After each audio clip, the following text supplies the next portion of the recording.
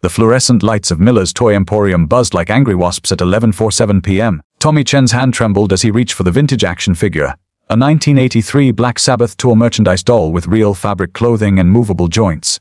The price tag read $18.47, but that wasn't what made him pause. It was the feeling, that crawling sensation on the back of his neck, the certainty that someone was watching. He turned slowly, scanning the empty aisle. Nothing. Just rows of collector's items gathering dust in this forgotten corner of Cincinnati. Tommy had driven 3 hours for this piece, the final item to complete his collection, his obsession. Then he saw him. At the far end of aisle 7, backlit by the emergency exit sign's red glow, stood a man in a faded denim jacket and worn khaki cargo pants, regular sneakers, a burgundy baseball cap pulled low. But even in the shadows, even dressed like any middle-aged dad shopping for his kid's birthday, Tommy recognized that silhouette.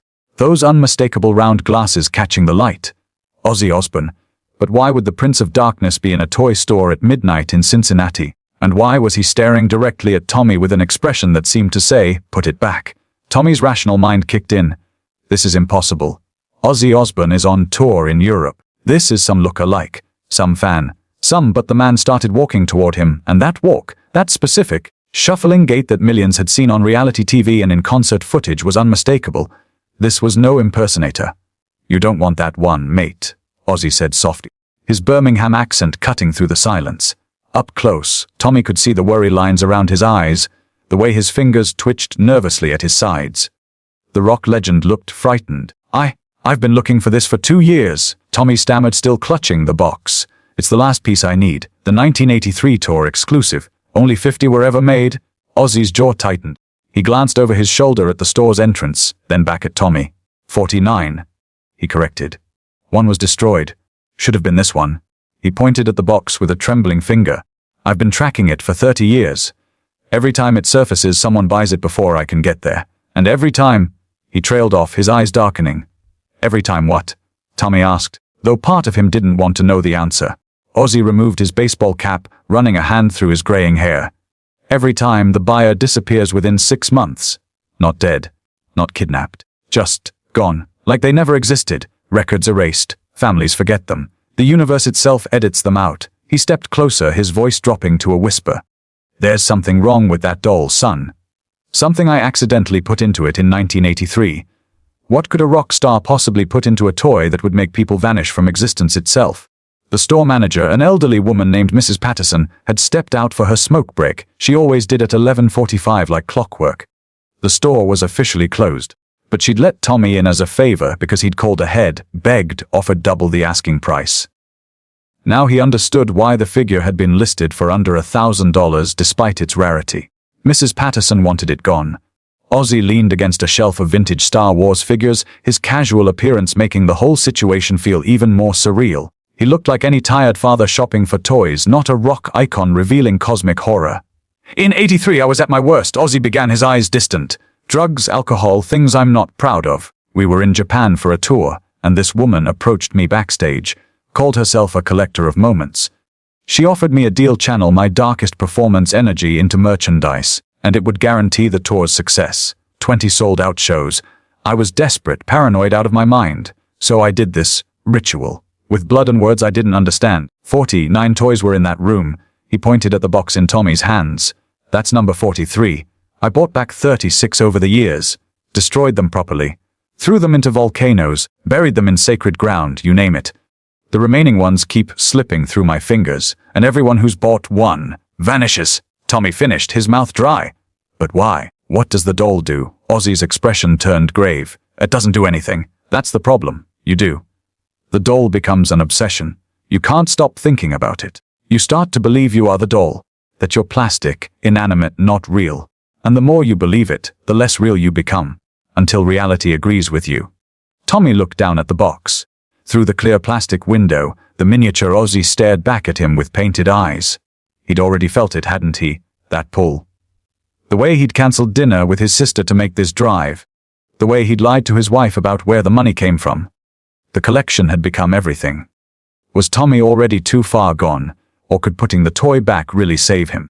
"So I'll just put it back," Tommy said, moving toward the shelf. His hands wouldn't cooperate. They held the box tighter. "I can't." "I know," Ozzy said sadly. The moment you touched it, it bonded. It knows you wanted it, needed it. The only way to break the connection is to replace it with something of equal obsession. Something you want more. Tommy's mind raced. What did he want more than completing his collection? His wife Sarah, his daughter Emma. But wanting someone wasn't the same as wanting an object. You couldn't substitute people for things. I see your wheels turning, Ozzy said, pulling out his phone. Don't think like that. It has to be another object. Another obsession. He scrolled through his photos. I've helped 12 people break the connection over the years. The others? He swallowed hard. I was too late. He showed Tommy a photo of a storage unit.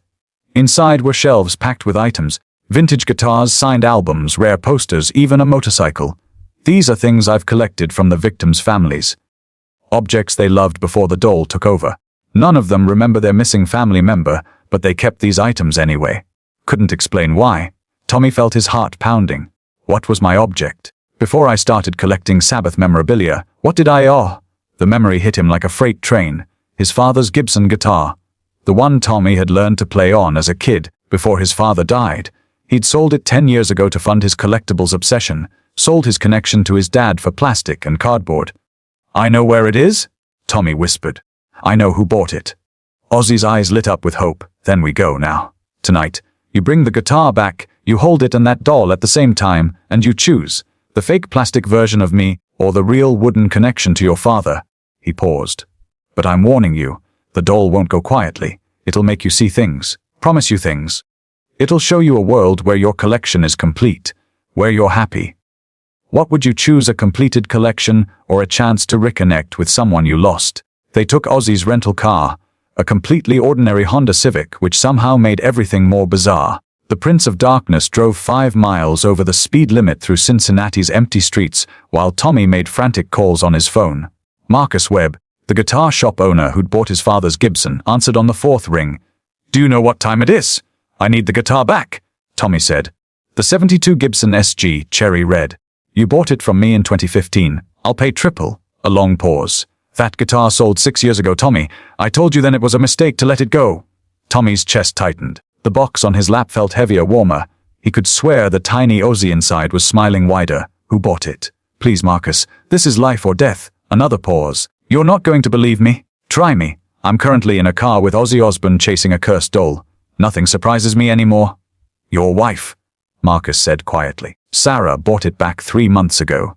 Said she was saving it for your 20th anniversary next week. Made me promise not to tell you. Tommy's hand shook. Sarah had the guitar. Sarah, who he'd been lying to about money.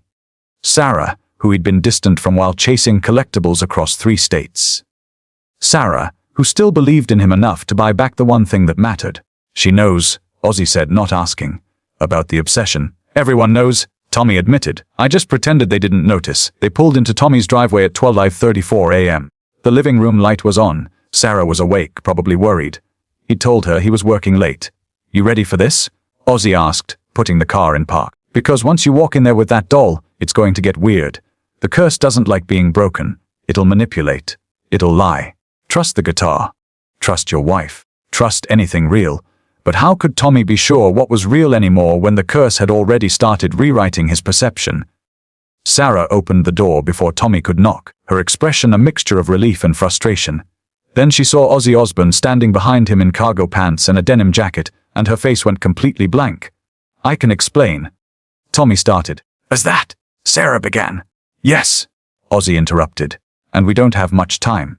Your husband bought a cursed doll, and if he doesn't make a choice in the next few hours, he's going to cease to exist. Do you have a 1972 Gibson SG somewhere in this house? Sarah stared at them both for a long moment. Then, incredibly, she nodded. Anniversary present. It's in the basement. I've been polishing it. Restringing it. She looked at Tommy. I knew you missed it. I knew you regretted selling it. They descended into the basement. Sarah leading, Tommy clutching the box doll. Ozzy bringing up the rear. The guitar sat on a stand in the corner, gleaming under a single bulb. It looked exactly as Tommy remembered, the worn frets from his father's fingers, the tiny scratch near the pickup where Tommy had dropped it as a teenager, the weight of memory made wood. Take them both, Ozzy instructed. One hand on each. The curse will show you what you could have. The guitar will show you what you lost. You choose which future you want. Tommy set the doll box on the workbench and reached for the guitar with his left hand. His right hand stayed on the plastic container. The moment he touched both, the basement disappeared. What kind of twisted reality would a cursed doll show someone to make them choose plastic over family? Tommy stood in a massive warehouse, rows upon rows of shelves stretched into infinity, each packed with pristine Black Sabbath memorabilia. Every item he'd ever wanted. Every variant, every misprint, every prototype. The complete collection. More than complete. Perfect. A voice echoed through the space, his own voice, but hollow. This is peace. No more searching. No more wanting. Just completion. Just satisfaction. Forever he walked forward, mesmerized. Each item called to him. The German tour poster from 1970. The Japanese pressing of Paranoid with the alternate cover. The signed drumstick from Bill Ward's personal collection. Everything. But there was something wrong with the warehouse. As Tommy walked, he realized he cast no shadow. His footsteps made no sound. And when he looked down at his hands, they were slightly translucent, slightly plastic. Tommy, he turned. Sarah stood at the end of an aisle, but she was fading, becoming see-through. Behind her, he could see more people: his daughter Emma, his mother, his friends. All of them slowly becoming transparent. You're not real, Tommy heard himself say. Only the collection is real. No, Sarah said firmly, her voice fighting against some unseen force. The collection is plastic. I'm real.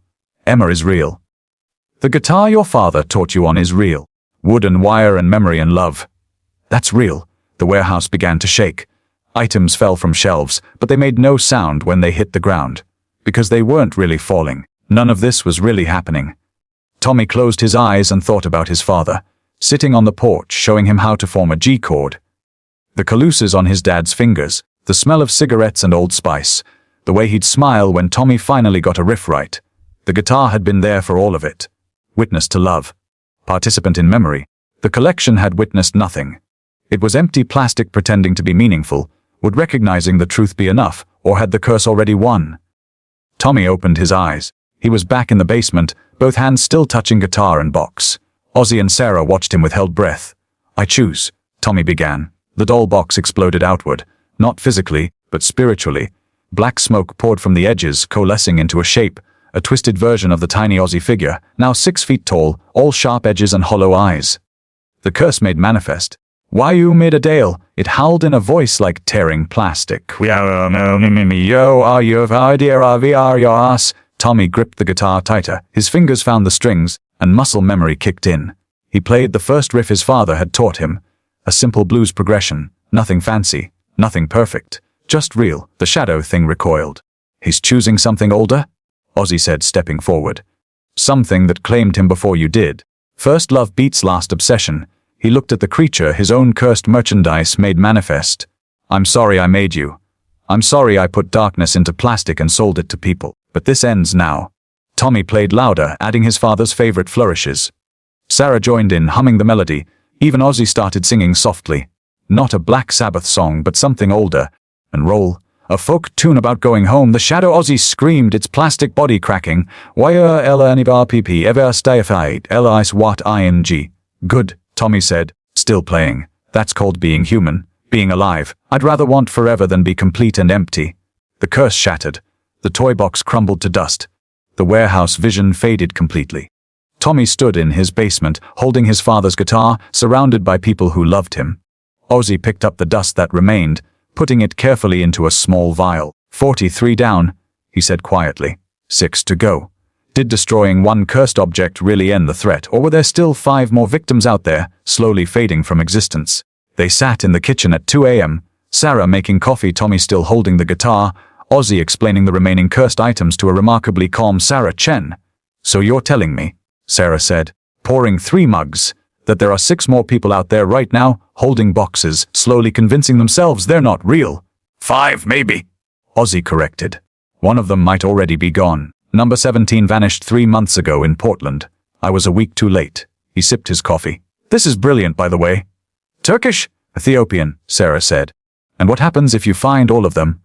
If you destroy all 49, Ozzy looked at his hands.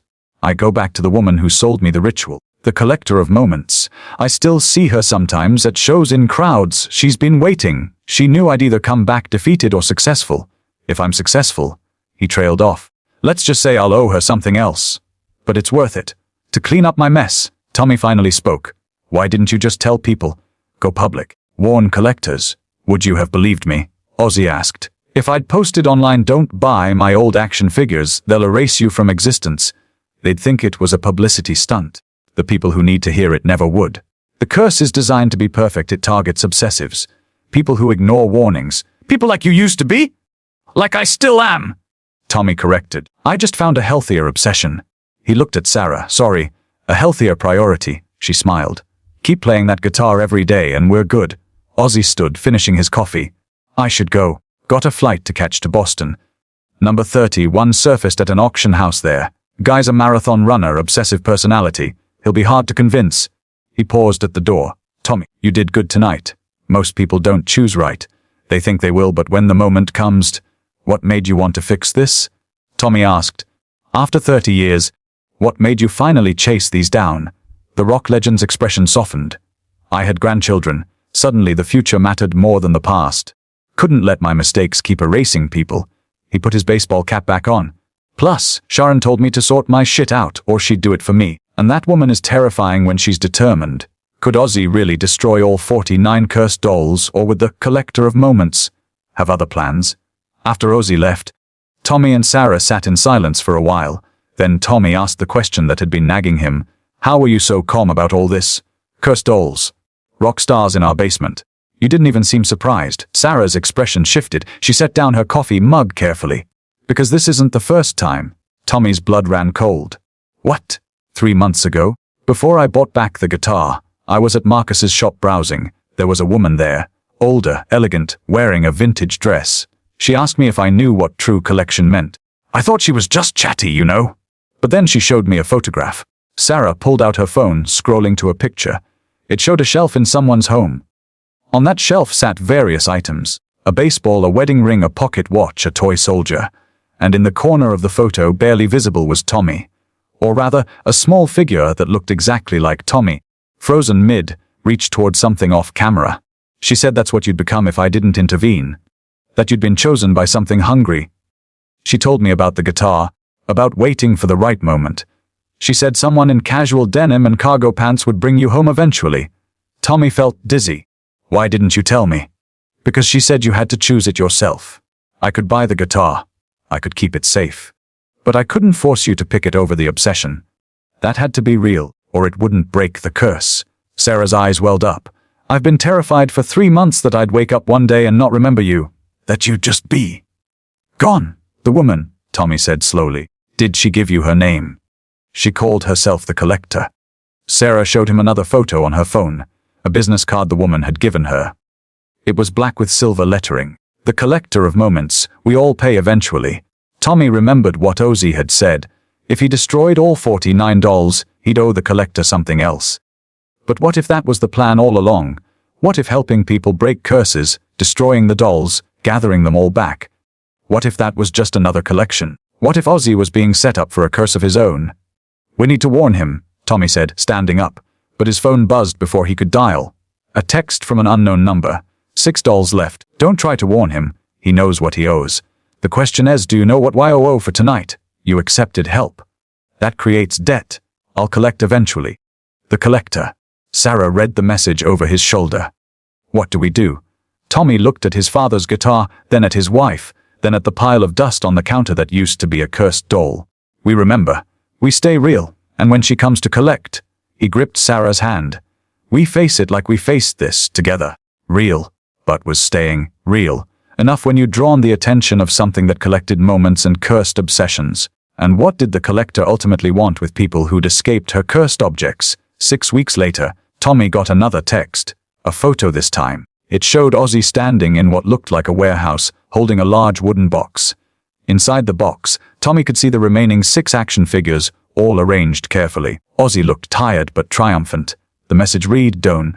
All 49 accounted for. Meeting the Collector tonight to settle my debt. If you don't hear from me again, tell Sharon I did one thing right. Ozzy, that was the last message. Ozzy's next tour dates were mysteriously cancelled. His social media went quiet. News outlets reported he was taking a health break. But Tommy knew better. And every time he picked up his father's guitar now, he wondered, was Ozzy still out there? Had he paid the Collector's price? Or had the Prince of Darkness simply become another moment in her collection? Another obsession that consumed someone? The guitar felt heavier these days. Real, solid, but heavy with knowledge. Tommy played it every single day, keeping himself grounded, keeping himself real. Sarah insisted they both carry objects that meant something, real things, not collectibles, anchors to reality. And sometimes late at night, Tommy thought he saw a woman in a vintage dress standing at the end of their street. Watching, waiting, collecting the moment when he'd finally let his guard down. Because the thing about obsession is it never really leaves.